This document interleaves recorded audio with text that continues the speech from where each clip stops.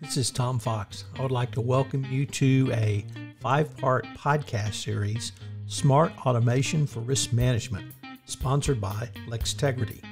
In this podcast series, I will be visiting with Parth Chanda, founder and CEO, president of LexTegrity, Indy Miller, chief analytic officer at LexTegrity, and Kara Bonatabas, head of product at LexTegrity. Over the series, we will look at the LexTegrity project suite, take a deep dive into continuous risk monitoring, consider pre-approvals and third-party due diligence, and integrations and the user experience. In a special bonus episode, Chanda and I will discuss the Integrity Analytics Collective initiative started by LexTegrity. In this episode 4, I visit with Kara Bonatabas as we discuss pre-approvals and third parties using the LexTegrity platform and the LexTegrity solution. I know you will enjoy it.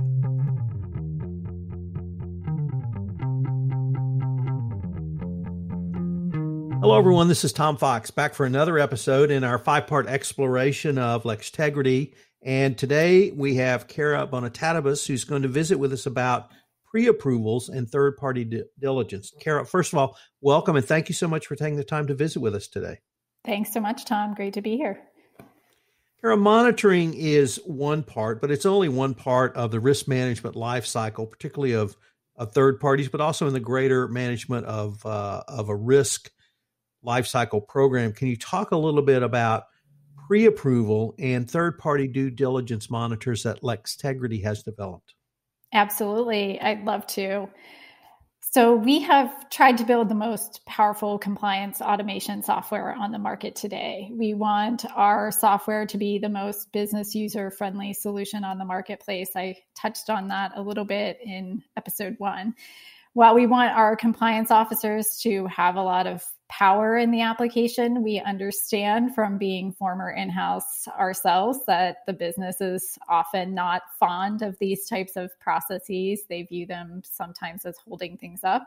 So we really looked at the question, how do you build a system that's easy to use, intuitive, gets users in and out of the system, and gets them the answers they need as quickly as possible?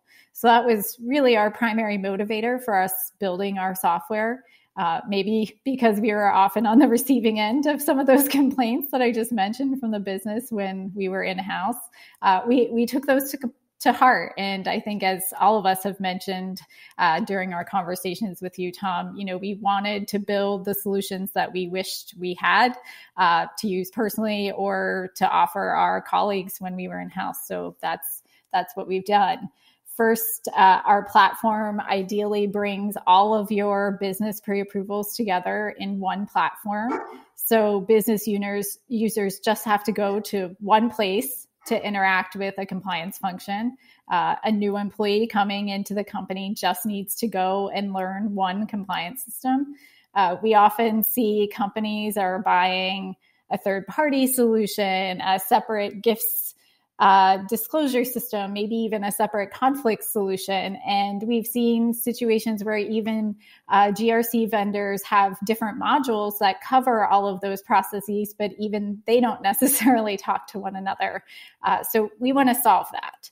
Our workflow solution can support, and I'm perhaps not overstating this, an infinite type of workflow, from third-party diligence to conflicts of interest to gift disclosures, antitrust disclosures, sponsorships and donations, and all sorts of specialized workflows for industries.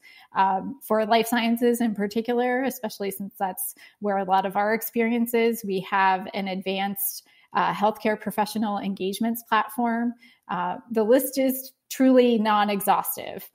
You can build workflows unique to your business. And particularly now with COVID and the pandemic, we're seeing more customers take this to heart and automate more and more to make their processes seamless and more efficient.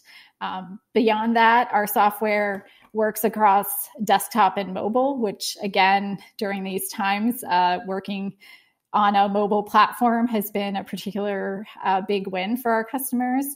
We also offer our workflows in 14, soon to be 20 languages. And we provide our customers with template content across multiple questionnaires. So we have a library of content that's based on our review of enforcement actions and other public source documents. They're configurable, so customers can use 100% of our content, or they can use 5%, but we find that it helps our customers kind of launch from that a starting place and really accelerates their implementation and rollout of our systems. So for example, one of our customers, which was a spinoff from a global company, we implemented multiple workflows in over a dozen languages in 100 countries in less than 90 days, literally standing up brand new technology in a new tech-driven compliance program. So that's what makes our software really powerful and why it's so rewarding to work for LexTegrity. Kara, are you using data in the pre-approval process as well in a way that companies may not either be using today or even thinking about today? We are using that. First of all, that's a great question, Tom. One of our pillars is to be more data driven, and that does cut across all of our products. So as I hope it's been clear, we want to be a data-driven tech company and want to differentiate ourselves from other tech vendors in this space. So as you heard it from Andy in episodes 2 and 3 about the monitoring solution, but we do have that same ethos in our pre-approval workflow. We have extensive reporting and analytics, which we think is better than any platform out there.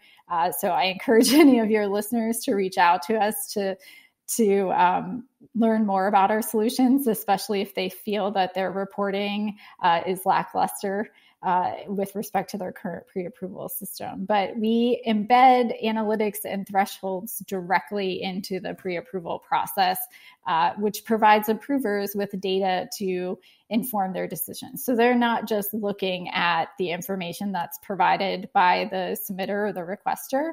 They're looking at things like aggregate spend, or aggregate frequency. How many gifts, for example, has this government official already received? How much has this particular healthcare professional already received in the context of a meal or a consulting fee? So they're looking at this information, this request, not in a vacuum, but in a context. We also have contextual analytics where we put requests in context of other similarly situated requests. So both from a recipient perspective, where is this doctor as compared to other doctors who are also receiving meals or consulting fees? Is this an outlier in comparison to those types of data points? Same thing from a recipient perspective. Is this particular, or from a submitter perspective, is this particular submitter, have they submitted requests that are kind of outside the norm of people that are in similar positions? So in my former life as an in-house compliance professional, this would have been a game changer from my perspective and have given myself and my colleagues a lot more comfort in decision making. So Kara, I don't think it's any surprise that everyone knows there's a lot of third-party due diligence platforms, providers, investigators out there. There's lots of approval tools out there. But I was wondering if you could speak how the LexTegrity products and platforms really integrates things in a very different way going forward. Sure. Happy to. The short answer is I think it channels all of my frustrations from my work as a former in-house compliance professional. So when I was in-house, I was responsible for a third-party due diligence program. I also then was leading an initiative to look at holistic third-party risk management. So I have taken all of that, all of those learnings and all of that frustration of trying to get implemented and, sort of the deficiencies in those types of processes and channeled them into our product. So we are focused on providing much greater visibility to users about the population of third parties that exist within the company. Sadly, You may be surprised or maybe not that we found that business users often don't even know the population of third parties that exist in their company, their region, or their market. And it's something that I've heard regulators talk about at conferences and in literature. That's typically one of the first questions that they ask when there's an issue with a third party is, do you even know your population of third parties in your company or in the particular market or region that you're responsible for? So we want to make that much more transparent. We obviously feel like there's a significant business value to that as well. You see someone adding a new third party, and either they don't know, or maybe both they and their approver don't know that or have no appreciation that there's an existing third-party vendor base from which they could have selected a similarly situated vendor. So ideally, when you search for a third party, our software will pull from a universe of third parties. Ideally, we'd like to pull from a vendor master or customer master list, but if not, we master our own data within the system. Speaking of mastering data, that's another powerful aspect of our solution, where business administrators can master the system data so that they can ensure that it's as clean as possible. So you don't get, Tom Fox Inc., Tom Fox Limited, Tom Fox Corp., and then have three different entities that all essentially are the same entity, and ensure that you really just have one of those in your database. Another key differentiator for us is that we allow for tracking activity at an engagement level.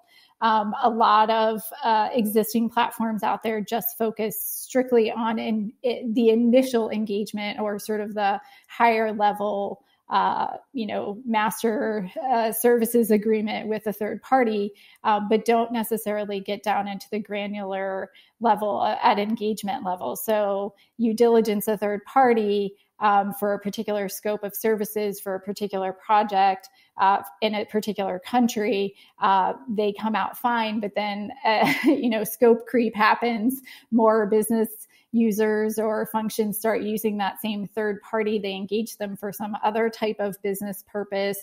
They engage them in a different country. So our system allows for seamless vetting of new scopes, new countries, et cetera, which is, again, something that we haven't really seen managed particularly well in other third-party diligence software. We also, one of the most powerful aspects of our solution will be the ability to connect the third-party risk data with the monitoring application, which you heard Andy speak about in episodes 2 and 3, and that will further inform and enhance the risk scoring in the application to really provide true end-to-end risk management of your third-party base. Kara, unfortunately, we are near the end of our time for this episode, but I hope our listeners will join us for our final episode, our next episode, Integrations and User Experience. But I was wondering before we leave if our listeners wanted any more information on the topics we've addressed in this episode, or find out more information about yourself, where could they go? Absolutely.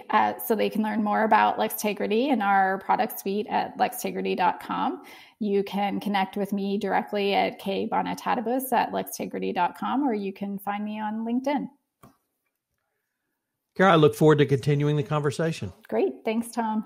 Please join us in our next episode where Kara rejoins us to discuss pre-approvals and third-party due diligence.